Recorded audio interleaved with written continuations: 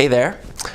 Today I want to talk about the 3 ways to avoid getting sick this season. And really it's as much about 3 ways of avoiding getting sick as it is sort of 3 levels of awareness or 3 perspectives on what it means to get sick. And you know, when I say this season, certainly I'm talking about the flu and other viruses that we might encounter in our environment. And certainly there's a big one that's happening right now, which shall go unnamed in this video. I've heard that YouTube will censor people like me, who are putting out information, you know, that in the alternative healing world. Whether to what extent that's true or not, I'm not sure, and not sure if it's silly to not say it. But I'm not gonna mention the particular virus that is creating a big scare at the moment, and I'm sure you know what it is that I'm talking about, so I don't necessarily need to say it. My name is Jay Eaker, and I'm here at the BioSoul Integration Center, and my job here at the BioSoul Integration Center is to help you connect with your soul's essence and your soul's gifts and embody that so that you can share those gifts through your body onto this physical plane, so you can share those gifts with other people and sort of fulfill your purpose here on the planet. So if you could, if that sounds, if that's of interest to you, please subscribe to this channel on YouTube or wherever you find it. Give me a like, a share, a comment in the comment section. Share it with people who might be interested. You can also find this, I turn these videos into podcasts, and you can find a podcast version of this wherever you listen to your podcasts. Of course, on all the social media platforms, I can be found there, so do your thing there as well. So again, there's just kind of been this big scare lately, right? And that scare is kind of, not quite sure how big it's gonna get. But, I think there are sort of 3 different ways to look at getting sick. And I think a lot of the fear that we're experiencing now comes from this sort of first way of looking at getting sick. And that way of looking at getting sick comes out of the germ theory of disease. And the germ theory of disease is something that, was scientists created, I don't know how many years ago, a long time ago. And that's kind of been the basis for the medical world, the mainstream sort of health, world, the lens that we sort of look at disease through comes out of this germ theory of disease. And the germ theory of disease says that, there are pathogens out there, there are little bugs, little critters, and in some way, often they're out to get us. And if we come into contact with them, if they get inside of us, we will be infected, and they start to proliferate inside of us and we get infected. And that is kind of that way of looking at things is this kind of, us versus them. It's kind of the way we are, like our environment is out to get us, and that the only thing that we can do to avoid that is to keep those things off of us, to keep those things from getting inside of us. And things that we can do to help avoid that are to create a barrier between us and in the environment and those pathogens in the environment. And so, washing your hands and wearing a face mask and keeping yourself isolated from people that might have these pathogens on them, keeping yourself separate from people, or isolating yourself. So these are all things that you can do to sort of keep these things away from us, and those are if we're largely looking through that lens, those are the only things that we can do. So of course, it's kind of scary. There's a lot of fear involved there. Like, that's the only thing that we can do. And I'm not saying that the germ theory of disease is not true. It clearly is. And, you know, it's not the whole story. Not everyone who comes in contact with a pathogen will get the disease. You know, things that are happening in the mainstream medical world are kind of showing that it's more complicated than that. We have things like antibiotics and things like that that are designed to help us kill pathogens, but the overprescription of antibiotics is creating superbugs. You know, the bugs, the bacteria and whatnot will adapt to those antibiotics and get stronger, and so then the antibiotics don't work anymore. So clearly there's a way in which that's not the whole story. Like I said, a certain part of the population who are exposed to things won't get them. And why is that? Well, you know, there's another theory of health which says that our body has this sort of intrinsic capacity to be healthy or stay healthy or to make itself healthy. And that, you know, we have something called an immune system that is there to sort of fight off these pathogens and keep us from getting, you know, keep us from getting sick. And of course, you know, so there are things that you can do to sort of strengthen your innate capacity, your intrinsic capacity to be healthy. You can strengthen your body's vital capacity. And, you know, so things that you can do are, you know, the basics are, you know, get plenty of exercise. Make sure your system is sort of working well and it's fit by exercising. Drink plenty of water. Get plenty of sleep. Get sunlight. Eat healthy, well-balanced meal so that you have all the nutrients that your nervous system and your immune system needs to, you know, to fight off diseases. You know, stay to the extent that's possible. Deal with stress. Keep yourself away from high stress environments. So that being the case, it's no mistake that the flu season happens, you know, from October to February or whatever it is, because during those times, what are we doing? We're eating lots of sugar. Sugar is definitely, I think that I've heard that there's a study out there somewhere, I haven't seen it, but that says that, you know, shows that even a small amount of sugar kind of reduces your immune system's capacity to do its thing for a certain amount of time. And certainly I know that I've had the experience of, you know, being in an environment maybe with my family around Christmas time, and all the little ones are sick and there's snot everywhere, and you're kind of like trying to not get sick and doing a good job of not getting sick, and then, you know, you eat a piece of cake, or you eat some ice cream, or you just, you know, you eat a bunch of cookies, or you eat some sugar. And I've had this experience of, like, you know, before I'm done with that bowl of ice cream, I can feel the cold happening. It was on the edge. I ate some sugar, and, you know, immediately your system says, oh, that's it, you're getting a cold.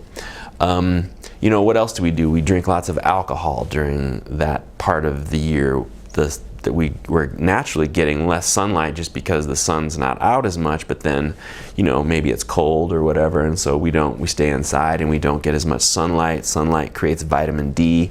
Sunlight hits the melanocytes in our body and makes vitamin D, and vitamin D is an important ingredient for a healthy immune system, healthy nervous system. And, you know, of course, also, as far as stress goes, we're running around like crazy people, when most of the animals in the natural world during that time are hibernating, or, you know, kind of chilling out. They're, you know, they are conserving resources. What are we doing? We are eating sugar, eating crappy food, drinking alcohol, not getting as much sleep, you know, and running around like crazy people and getting all stressed out. So I would say that has more than anything to do with the fact that, you know, lots of people get the flu during that time of the year. There are other things that you can sort of like go the next level to sort of like strengthen your immune system, increase the vital energy in your body. And so there are things like superfoods, super highly concentrated, nutrient-rich foods and high-quality multivitamins and things like that you can go the next level with. And there are also, sort of vitalistic healing practitioners like chiropractors and acupuncturists that maybe even massage, other things, practitioners that you see for sort of self-care that certainly can relieve stress and increase your vital capacity so that you can fight off things. And that being said, even from that standpoint, sort of like that viewpoint of this sort of vitalistic capacity, our capacity to sort of maintain health and stay healthy and get healthy, that's a sort of viewpoint that sort of transcends and includes the one before that, the one that's based on the germ theory of disease. Certainly you can still believe in that theory and use that theory and wash your hands and things like that to keep the pathogens out, and that makes sense. But then there are also things that you can do to increase your system's ability, your body's ability to fight off things. And even from that viewpoint, there's still this kind of like us versus them, theme.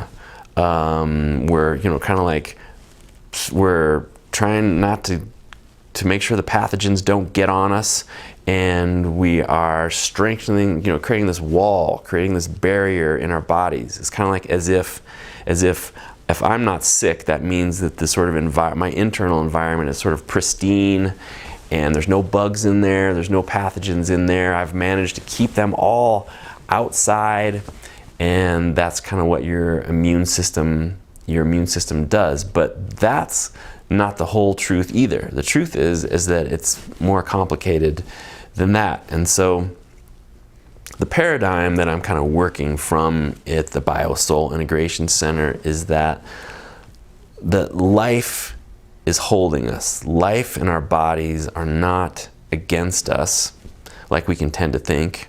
If our body, tends to break down, or if we get sick, or, critters from outside in our outside environment, overwhelm us, we might have this sort of sense that our bodies and our lives are sort of against us. But the truth is that life is happening for us, not to us.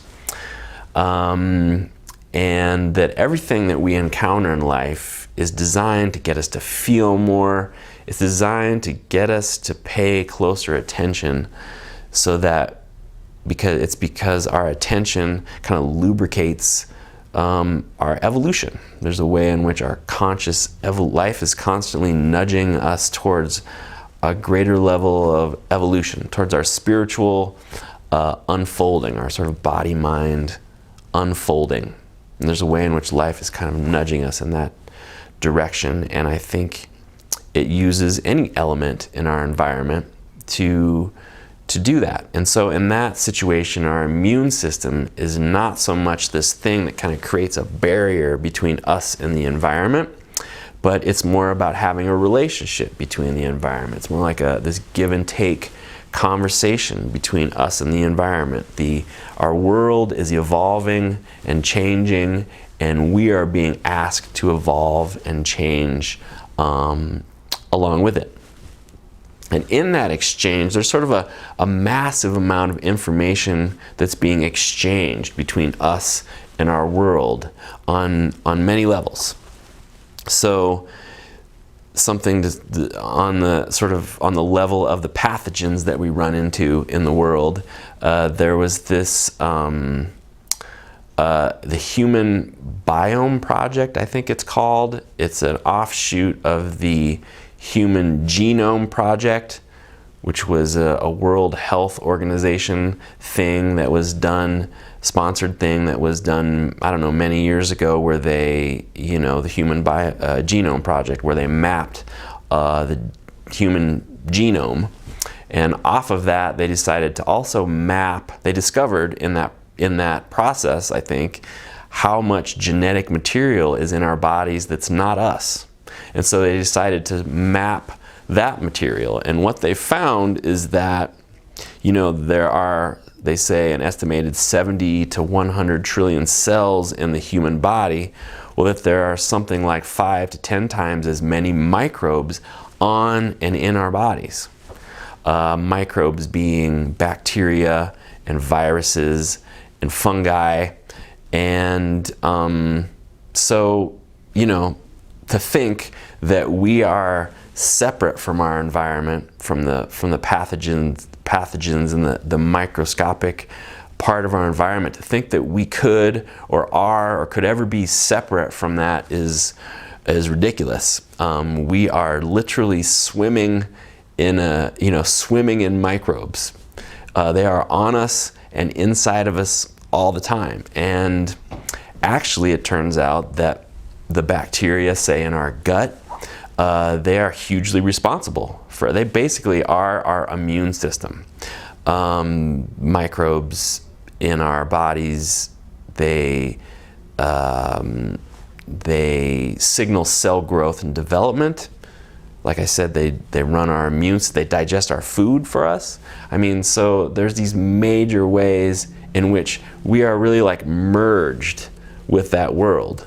Again, to think that we're separate is crazy. We're really like merged with that world. And we have really a symbiotic relationship with that world. If we didn't, we'd be dead. If it was like, that's the enemy, those are the enemies, and we'd be dead. They would win for sure. So also on this topic of the sort of exchange between our environment, there's a science called epigenetics. So the kind of traditional version of gene theory or whatever says that, we have genes that are predispose us to certain things, whether it's diabetes or whatever conditions or diseases. And if you have that gene, then you're kind of like predestined to get that thing. That's kind of the old theory, but the truth is, but what they're finding is that an epigenetics shows that there's a huge amount of interaction between us and our environment that has an effect on whether or not these genes turn into something. It turns out genes can sort of be switched on or off. And let's say we have a gene for sort of diabetes or something, that gene can be turned off and not express itself. When these genes get turned on, tends to have a lot to do with the things that we talked about before, with the sort of vitalistic perspective of health, which is, if we're getting lots of good nutrients, if we're, again, sunlight, nutrients, exercise, those genes will, low stress, those genes will tend to be turned off and not express themselves. But again, if we're eating like crap, if we're eating lots of sugar, stressed out, those genes tend to get turned on.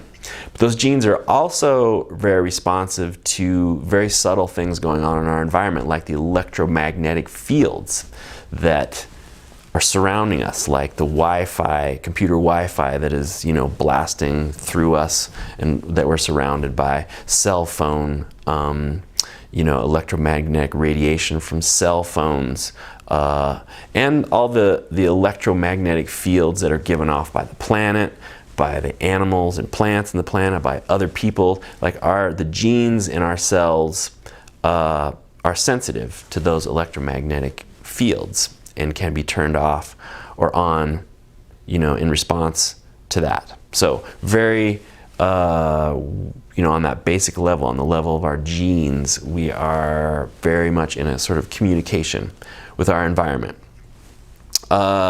on an energetic level, our nervous system is exchanging a massive amount of information with our environment all the time.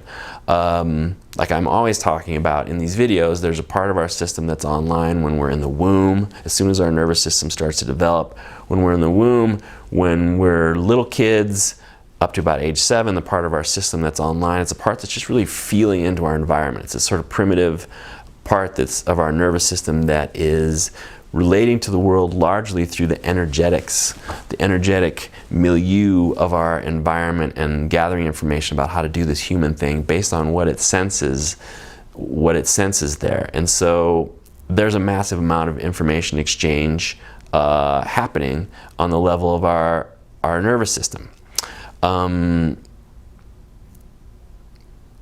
There is this something to sort of corroborate that.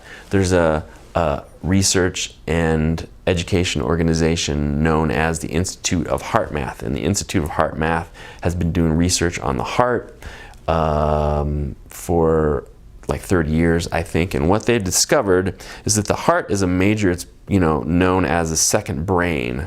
It's a major juncture for information processing in the body, and it turns out the field, the electromagnetic field that's generated by the heart is many times stronger than that of the brain. And there is a state that people, a psychophysiological state that people can come upon when the various cyclical systems in the body, the immune system, the endocrine system, the cardiovascular system, and other systems, the digestive system, are synchronized with the rhythm of the heart. And there's this sort of state that develops, that a body-wide state, a coherent state they call it, and in that state it can be measured that there are many clinical health indicators of health and well-being that are improved, on a measurable scale when people are in that state. And so back to sort of how we're exchanging information, they've found furthermore that state can be transferred, along with the health benefits, can be transferred from one person to another, simply by, if people are touching, certainly, but also if people are just in close proximity. That coherent state that's in the nervous system of one person can start to be measured in the nervous system of the other person if they're touching or if they're just in close proximity. And again, along with the sort of health benefits that go along with that state. So, there's a way in which the way in which the vibe, of the environment that we find ourselves in. I think probably the people that are succumbing mostly to this scary virus that's happening, doing a little research, are certainly, older folks, people who are immunocompromised, people who have other health conditions, but I imagine people who are not eating well, like the homeless population probably is in danger. People who are not eating well, people who are eating like crap, people who don't, who don't get, whose bodies are not vital. Those are the people that are probably mostly the people that are in danger. And, I think someday, based on this third perspective that I'm talking about, where life is holding us and life is not against us and everything that we encounter is, useful, I think someday we'll realize that getting sick is really, it's not what we thought it was. I think eventually we'll learn that, again, there's more of an exchange of information between us and our environment, and that there's something actually that our body minds get in return. And that's certainly been my experience. I have a story, there was a time when I was going to go back to Nebraska. That's where my family lives. And I was really, something was building in me. I was really upset. I was blaming my dad for things in my life. for not letting me express myself or something. Really, it's stuff that I'd done to myself, right? But I was really, I was really building up this oomph to sort of like tell my dad off and let my dad, have it when I got home. Along the way, I stopped in Lincoln, Nebraska, where my brother-in-law and sister are, and I had this session with a woman that they see there. She's the magnet lady. This woman who did this technique she's from Ecuador, and I laid on a table and she started packing magnets around me. And she would, pack some magnets around me, and she would, on my body, and she would come back and she would say something about my relationship with my parents. And, I'm not sure where she was getting this stuff. Obviously, it was true. It was in the field. And she'd pack on some more magnets. And, I'm someone who's, versed in the sort of energetic techniques, and I usually expect to sort of feel something, energy moving, expect to feel something happening, and I really didn't feel anything happening, and so I was like skeptical. And she would come back and say something about my relationship with my parents and pack more magnets on, and it turns out she's really good friends with my sister and my brother-in-law, and she forgot about me. Whereas a session is supposed to be like, 45 minutes or something, like she left me in there for an hour and 15 minutes and forgot about me. And finally she came back and she, started unpacking the magnets, and I thanked her, and, she let me go. And that evening I went back to Nebraska. The next morning, I was sitting on the couch and I was looking through a window outside, and my dad, he's a farmer, and he was working on an implement out there, and he was trying to grease this implement. He had to bend down and sort of get in these tight spots to grease it, and I could see his body is shot from years of working on the farm. And I could sort of see like the hard time that he was having, and in that instant it was like my heart, all this angst that I was sort of building against him, just sort of like my heart opened up. I could see that he'd paid for his unconsciousness. He was struggling with his, with his mortality on some level, I guess. And my heart instantly went out to him, and I instantly sort of like forgave. I saw that energy through the lens of my heart, and instantly I forgave him, and it was gone. And that evening, I was just hanging out, about to go to bed, and suddenly, very suddenly, I felt sick. And I just made it outside, ran outside and threw up. And I threw up and I was like, wow, thank God that's over, right? And so I went back inside, and I thought, wow, good thing that's over. Don't know what that was. About a half hour later, I started to get sick again, and I threw up again. And my parents went to bed, and I started getting sick all through the night in cycles. These waves of sickness would come, and it got so intense that I ended up sort of like in the bathtub. And I was like, too much information here, but I was throwing up and having diarrhea, so coming out of both sides of me. And these waves would come through where it would get really intense and emotionally intense. I was sort of like scared, and I was having sort of visions of like being in the Civil War or something, getting my leg sawed off, or being, a woman in childbirth at some point and not being able to give birth, just like super, super intense situations where you're sort of like facing death, I guess, through sickness. And I thought, I don't know if I can do this, but there was some voice in me that said, no, you must do this. And so I, gave it as much presence as I could, and there were probably like 10 rounds of that throughout the course of the night. And eventually, at some point, the last round happened, and I could feel it. It was like, oh, this thing has released me. It's over. And I was able to clean myself up and go to bed. And, when I kind of woke up the next morning, there was this sort of the deepest, most, the loveliest, deepest sort of sense of peace and spaciousness that I had ever experienced to that point. Like I was just so relaxed and felt like so much space.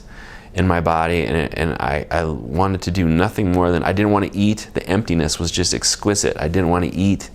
I laid out in the sun, and it was just amazing. So, you know, I think most people in that situation would have been like, what is going on? Like, I'm dying here.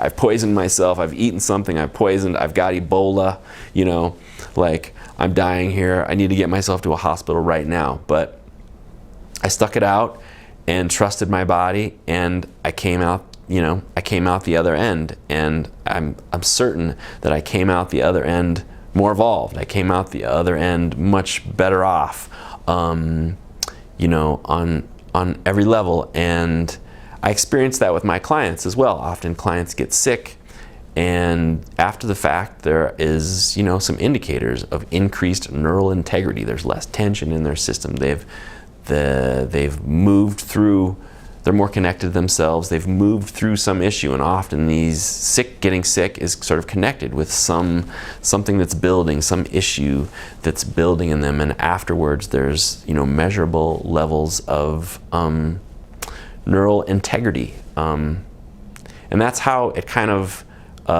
you know, I think getting sick is just another crisis that comes up on the healing journey. There are certain crises that come up that ask us to pay closer attention. Sort of the squeeze chute, things start to get tight. It's the sort of contraction after the expansion where we're being asked to sort of pay closer attention, go look more closely at parts of us that we need to get come into clearer, closer relationship with. And I think getting sick is often just one of those crises that happens. And you know, I just want to point out something. I think it's interesting that the actual, you know, in these crises, there's a consciousness change that's happening in us. There's, you know, energy that's been bound up in our system being moved, and a consciousness change is happening as a result of that. And the physical fallout is, you know, actually, you know, the physical stuff that we experience when we're, you know, when we're sick is actually that energy sort of being transformed. That's the kind of the physical stuff, is the trickle down effect.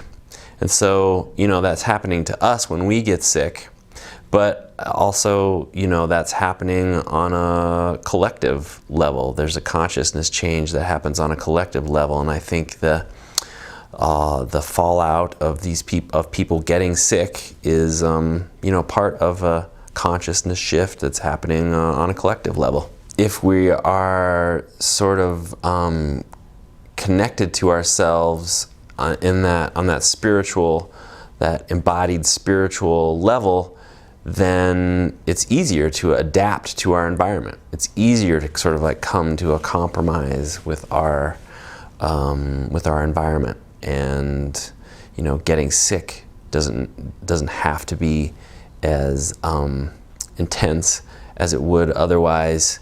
You know, and so in that process, we've kind of had this sort of compromise or exchange with our environment, where there was some sort of evolution that's happening, a change that's happening in our environment that, you know, is asking us to change, and energy that's been bound in our system moves and is transmuted and is transformed in that process of getting sick. And after the fact, we're much better off. So, you know, if you are freaking out about this thing that's happening, this virus thing that's happening, you know, I want you to know that you're not at its mercy necessarily. You know, you're not at the mercy of the germ theory of disease. There are things that you can do to sort of create your own agency in the situation, which is to strengthen your vitality in your life. And I mentioned the sort of basic things to do that. And,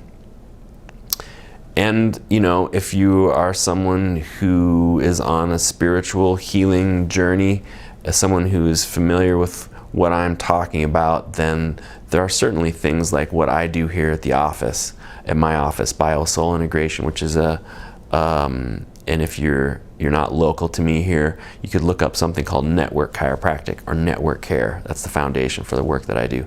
Some type of work like that, whether it's somatically based psychotherapy or shamanic work, or something that can sort of help you connect with this part of you that knows on some level that life in our bodies are holding us. Life in our bodies are not conspiring against us, they're conspiring for us, and that everything that we encounter in life is designed on some level to help us grow and evolve and come into relationship with ourselves and nature, and with the nature of nature, and our growth and our evolution. So I hope you've liked this video. Please remember to like it, share it with others, and I look forward to helping you express more life. Have a great day.